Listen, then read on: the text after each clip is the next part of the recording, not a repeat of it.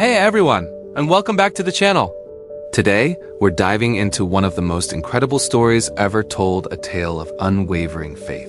A formidable city and a victory that defied all military logic. We're talking about Joshua and the Battle of Jericho. Picture this, the Israelites have just spent 40 years wandering in the desert.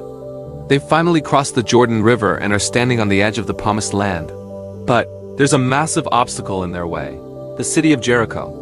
This wasn't just any city. Jericho was a fortress. It had huge, thick, double walls, making it seem absolutely impenetrable. From a human perspective, taking this city looked impossible. The Israelites were weary travelers, not a seasoned army equipped for a major siege. This is where Joshua, their new leader after Moses, steps up. As he's scouting near Jericho, he has a divine encounter. A figure appears with a drawn sword, identifying himself as the commander of the Lord's army. This encounter wasn't just a random meeting. It was a pivotal moment. God was about to give Joshua a battle plan, but it was unlike any strategy a military general would ever devise. God's instructions were, to say the least, unconventional.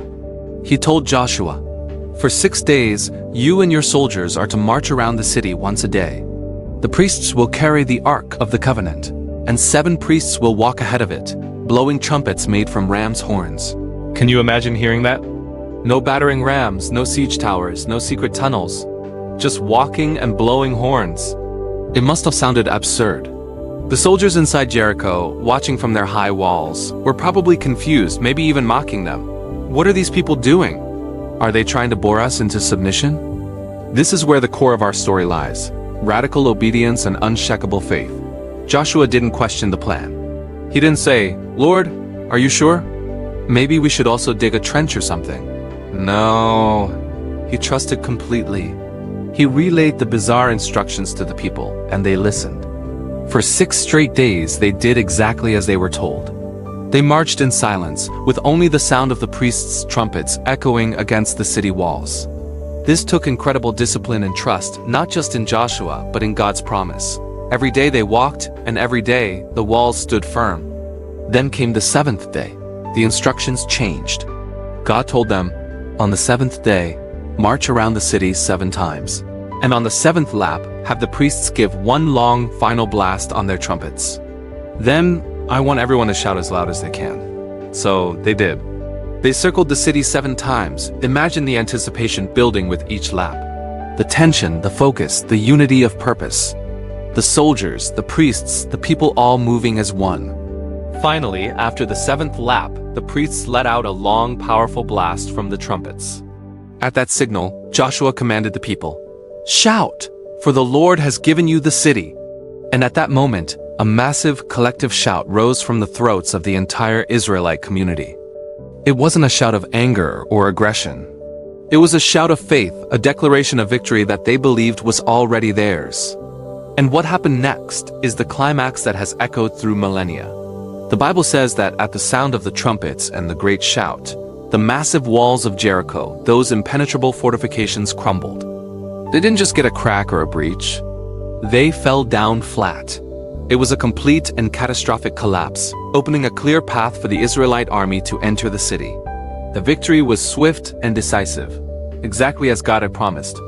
This story is so much more than an ancient military account. It's a powerful lesson about the nature of faith. The walls in our own lives, the challenges that seem too big, the problems that feel impossible, the obstacles that block our path might not be made of stone and mortar, but they can feel just as real. They could be financial struggles, health issues, broken relationships, or personal fears that hold us back. The story of Jericho teaches us that our methods aren't always God's methods. We often try to solve our problems with our own strength, our own logic, our own battering rams.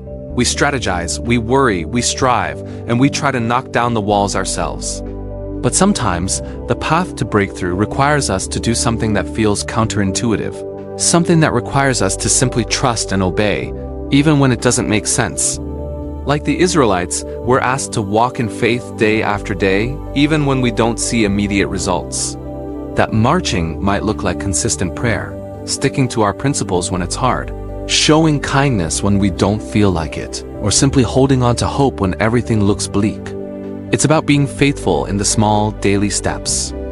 And the shout? The shout represents our praise and declaration of faith before the victory is even visible. It's praising God not for what we see, but for what He has promised. It's an act of releasing our trust in Him, believing that He is fighting the battle for us. When we align our will with His and trust His unconventional plans, He can bring down walls in our lives that we could never conquer on our own. The fall of Jericho is a timeless reminder that with faith, no obstacle is too great. It challenges us to look at the impenetrable walls in our lives and ask ourselves, am I trying to knock them down with my own strength, or am I willing to follow God's plan no matter how strange it seems? Thank you so much for joining me today to explore this incredible story. I hope it encouraged you.